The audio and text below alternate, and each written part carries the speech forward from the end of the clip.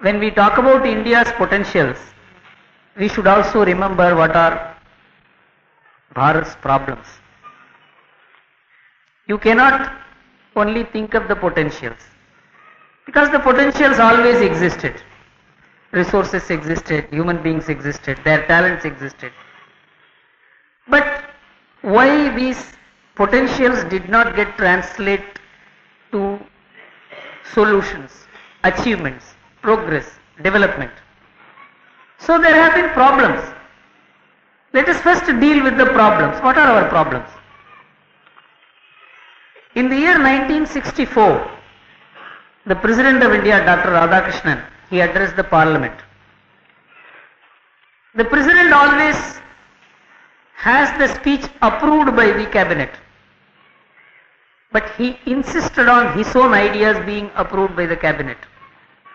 And in that speech he said, we have maladministered the vast resources of India. That is from 1950 to 1964. That there has been a gross maladministration of vast national resources. And it became a big issue, a public debate. The President of India reprimanding the then government.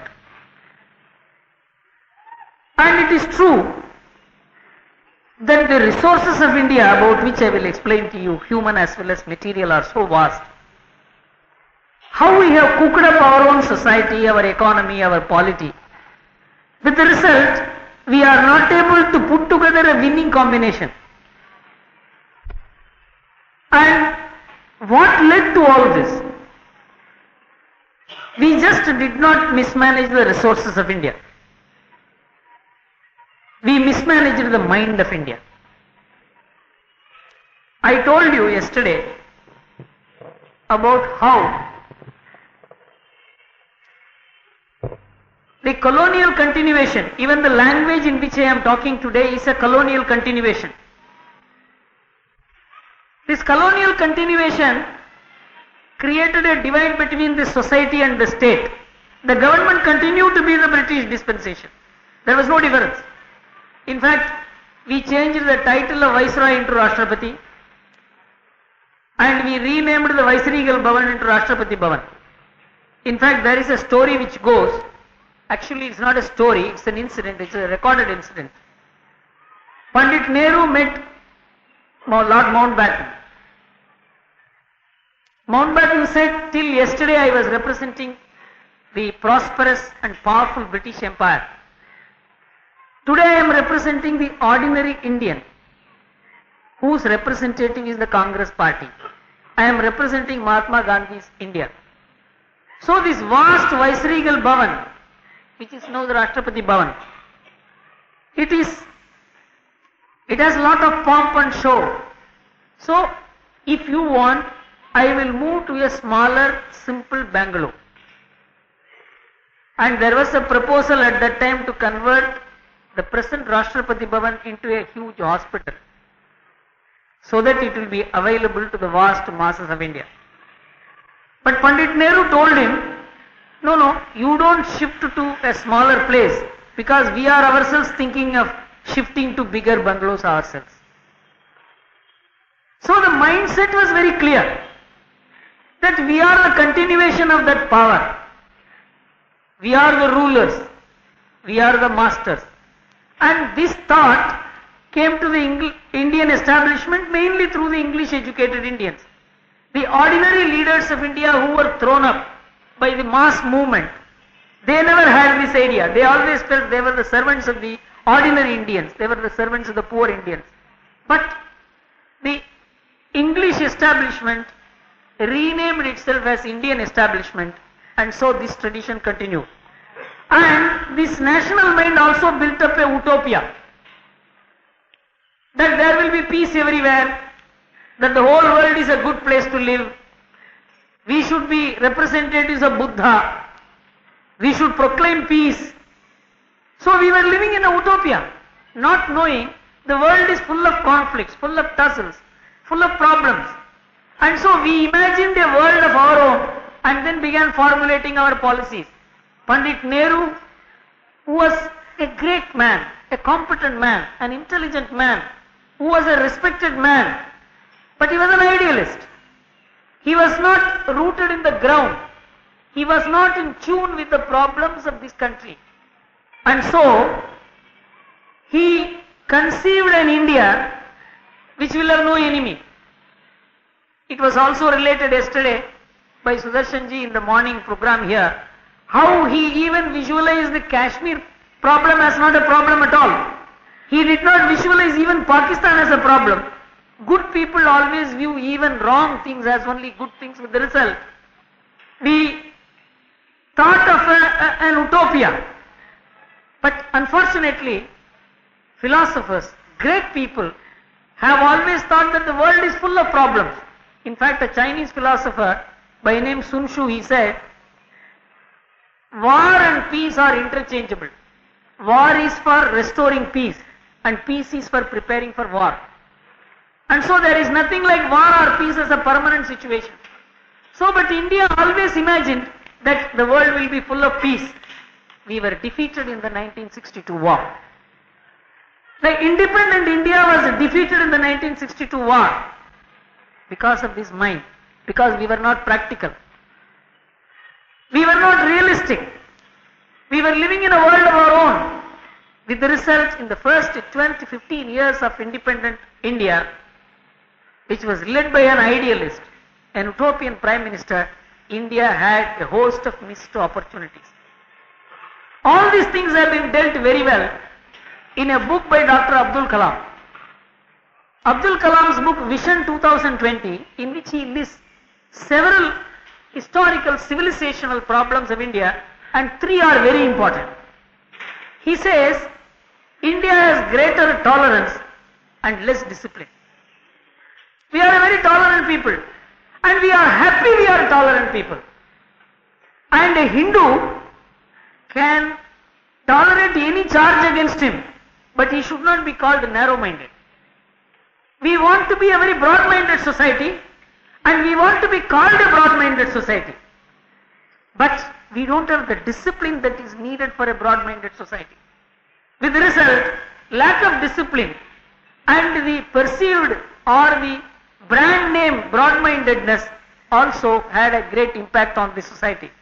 Second is a sense of retaliation. We cannot retaliate. If somebody slaps us, we cannot think of slapping. You know, in the Bible it is said, Christ told his followers, if somebody slaps on one cheek, you must show the other cheek. But the Christians never did it. Even though the Christ told them you should do it, they never did it. But none of our scriptures tell this. Nowhere in Indian scriptures, no Indian God has ever told the Indian, if somebody slaps you on one cheek, you must show the other cheek. But the Indian does it. It is because we lack a sense of retaliation. Third thing he mentions, we have a flexibility in accepting outsiders. Atiti Devo Bhava. Anyone who comes from outside, we accept easily. That is why we accepted foreigners easily, foreign ideas easily, foreign language easily, foreign institutions easily, even though none of them was suitable to India. These are the problems which we inherited. I related to you yesterday about the English-speaking establishment, how it is dominating India even today. And with the result, we lack confidence in India. Abdul Kalam relates this brilliantly. He says, there was an atlas in a German calendar. And an Indian said, how beautifully the Germans print it, you see. It was hanging on the wall. So when Abdul Kalam said, this is a German calendar, but the atlas which is printed there, the photograph, was taken from the Indian remote sensing satellite, which sends some of the best pictures in the world. So the Indian said, oh, we are also producing such images. The Indian cannot believe. The Germans only printed it. The pictures came from the Indian remote sensing satellite. Second thing, even in the past, India was defeated because it did not have modern weaponry. This is what our historians say.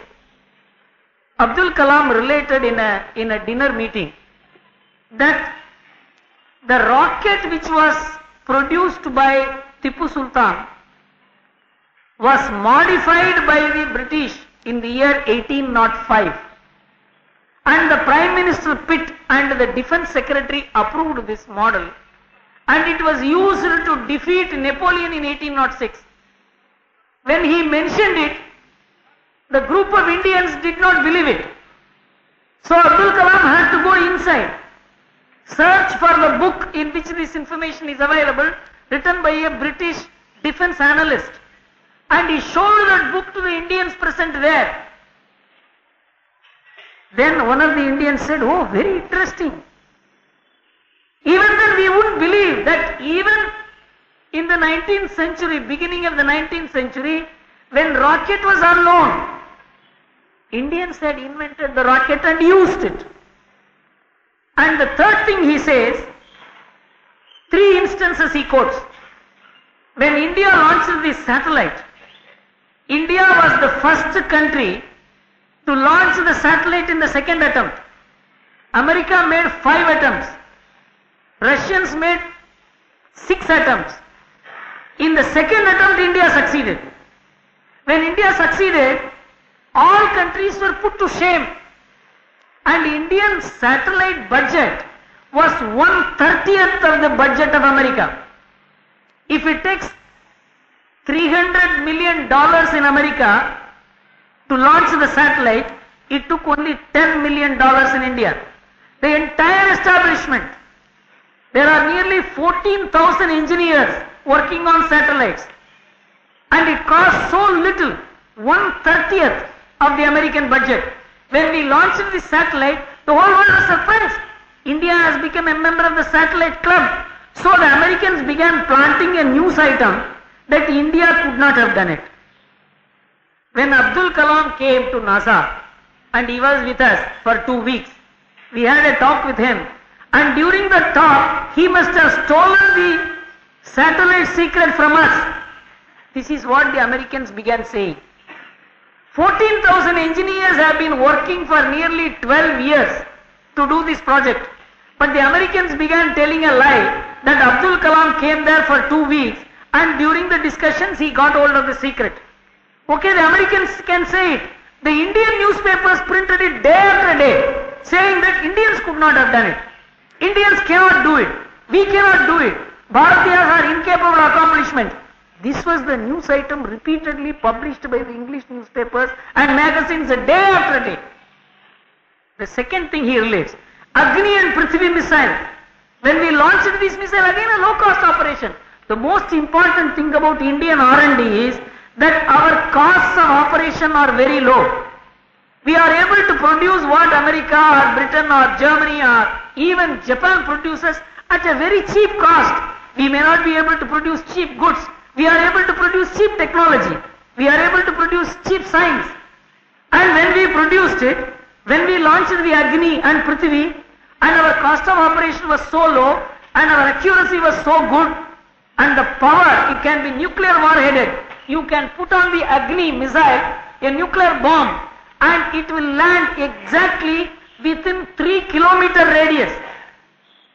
1500 kilometers later, you press a button, it can go 1500 kilometers farther, and it can land within 3 kilometers radius wherever you want. This kind of accuracy. And so the Americans began saying, no, this was actually something stolen from Germany. And our newspapers began publishing it. And he also says how our newspapers began publishing that the Pokhran blast was not a hydrogen bomb at all. He relates all this to say that the average Indian, the English educated Indian, he calls the modern Indian, the elite Indian, he has concluded that India cannot do anything. With all the potentialities, competence, achievement, technical knowledge, scientific achievements, academic brilliance, the Indian, the ruling Indian, the establishment Indian lacks confidence. And now, with this background, the rulers of India, whether they are politicians or bureaucrats people or academics or intellectuals, this is the ruling class. You don't think when we say who is the ruler, you should not think only of the Prime Minister or the Defence Minister or the Finance Minister or the secretaries. You must think of the whole lot of setup.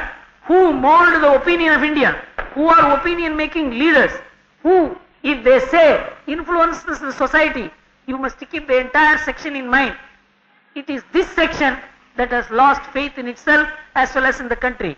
Now I will relate to you in just the next 10 minutes what are our potentialities. Take for instance the land resources of India. America and China are 3 times the size of India. But the total land, cultivable land, plain land that China has is only 2/3 of the land that India has. India has nearly 160 to 165 million hectares of land. China has less than 120 million hectares of land, even though China is 3 times the size of India. Same thing take in the case of America. America is also a very vast country, 3 times larger than the size of India. But its land resources are only as much as India's resources. The second difference, India has sunlight throughout the year. Sunlight is so important, bright sunshine is so important for cultivation, agriculture. And if you look at America or the European countries or Russia or China, China has only 6 months of sunshine. European countries have less than 5 months of sunshine. America has less than 6 months of sunshine. India has sunshine throughout the year. 11 months, 12 months in the south, sun never sets. And we can cultivate three seasons. We can have 3 crops. And it is estimated if the Ganga belt alone is cultivated properly. You know, our least productivity today is the Ganga belt, where the topsoil is the richest in the world. If you have 5 lakh years of cultivation, even then the topsoil will stand the cultivation. With that kind of resources, if you cultivate only the Ganga belt, we can feed the whole of Asia. Here is an agricultural expert, Devendra Sharma, who was here yesterday. He will testify to it. And we have never exploited it. We have exploited what was originally a desert like Punjab, and it is feeding the whole of the country. The Punjab farmers are able to feed the whole of India. It was not so 30 years back. If you look at the entire increase in agricultural production from 1950 to date, in the 50 years, it has happened in 30% of India's land. This is our potentiality in agriculture, the traditional talent of India. If you take, again I come to Punjab, because it is only by starting to travel in Punjab and then Gujarat and then Tamil Nadu and then parts of Uttar Pradesh, Andhra, Maharashtra, I came to know the potential of India's foundational economy. In Punjab, the traditional skills are so manifest that when all these refugees had come from Pakistan, Shyama Prasad Mukherjee was the rehabilitation minister. At that time, whenever we wanted a solution, immediately after independence, we always thought of foreign help. So we got a team of experts from America to come and tell us what we should do to see that these refugees are properly rehabilitated. The American team wanted to see who are the refugees, and they met these skilled craftsmen. They are mostly from the Ramgarhia community. So the team said, the expert team, you just give them seed capital, these people will come up. And you see the work this community has done. They are born engineers. They can make anything that they see. And see the small scale industrial development which has taken place here. The enterprising, hard working Punjab, see how it has come up. It is an example of Swadeshi. Own effort. And like that you can go across and see in a place, a desert called Rajkot. 30 years before there was nothing. 40 years before. And one Patel, a blacksmith, he happened to import a diesel engine. And he found the mechanism was so simple, he can replicate it, produce it. And he began producing it. Today there are 2,500 small-scale industrial units in Rajkot. 50 assembling units. They were exporting in the year 1995 80 crores worth diesel engines to Saudi Arabia and the Middle Eastern countries. And the entire economy of Rajkot is built on it. It is an oasis in a desert. It is full of prosperity.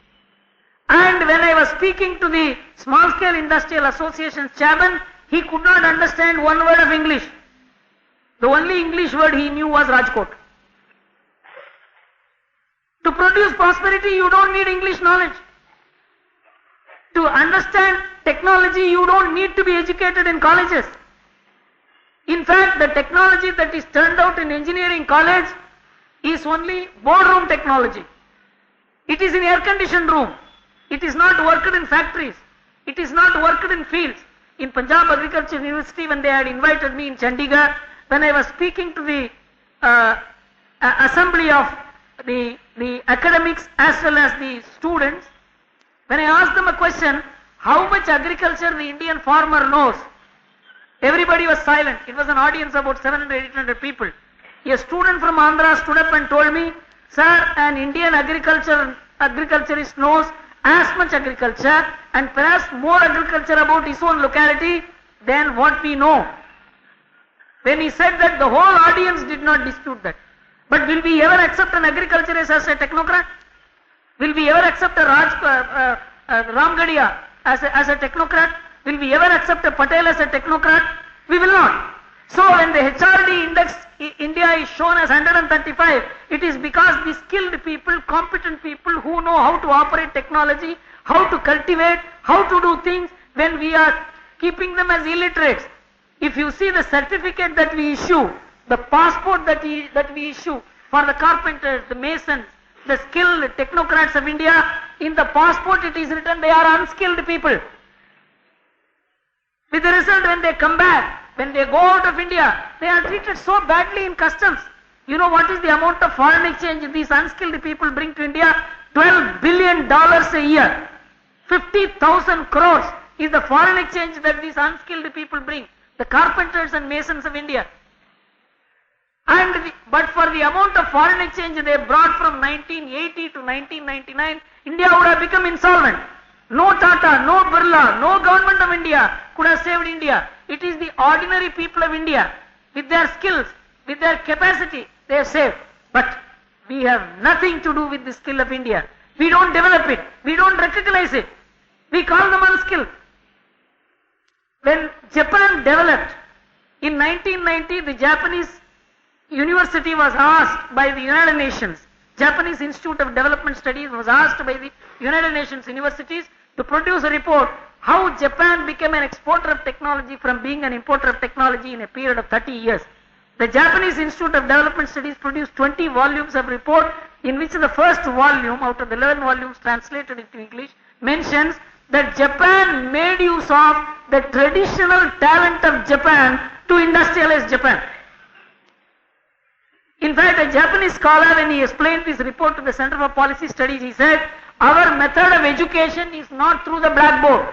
If you ask a carpenter in India how to make a chair or a table, explain it on the blackboard, he says, I can't do it. You come and see how I do it. It is learning by doing. That is how technology was passed on in the East, in our countries. In the West, it is taught through blackboard. There is a world of difference between the two methods of learning. And we could never exploit the Indian method of learning. With the result, there is a breakdown in the technological inheritance of India. Look at the social capital of India. India saves. America spends. Why India saves? There is a family system. There is responsibility. There is restraint on a man. There are mothers. There are sisters. Who would keep the family together? Who would keep a restraint on their consumption? Who would save? Save for the children. Save for their future. Save for the marriage of the daughters, education of the children. This has resulted in India being one of the highest savers in the world, 26%. That is why India does not throw their old people in asylums. They do not throw the care of the unemployed people to the government of India. This is a society which is a self-sustaining society, Swadeshi society. It manages its own problems. This doesn't happen in America. It is all thrown to the care of the government. This is called social capital in economics.